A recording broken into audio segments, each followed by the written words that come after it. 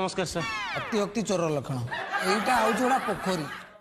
300 माछ थे केते माछ थे 300 माछ 300 माछ तू गणिदेलु सागे सागे आपण कहले 300 माछ थिले मन कर 300 माछ थे आज्ञा। 300 माछ रु 150 माछ हेले भाकुर आउ 150 हेले कौन मु कौन पशिदेली ना कौन मु कौन जानी मत पचार से कहूँ मन कर 150 माछ हेले भाकुर आउ 150 हेले रोई गोटा लोकटी आसिकी ता देह सैलानी विष पकईदेला कौन पकेला विष पकईदेला तो आउ केते मले केते रहिले टोटाल तो सब गले आ रहिले कि पोखरे आउ किछि माछ रहिले केमिति छुआ विष खाईदेले भूल भूल भूल भूल कौन सर दास तो दे पाठ भूल भूल भूल भूल भूल भूल आउ रहिलेनी आबे माछ गुरा तो विष खाइकी मले पोखरी रे रहिबे ना आम्बुलांस रे घर को पळेबे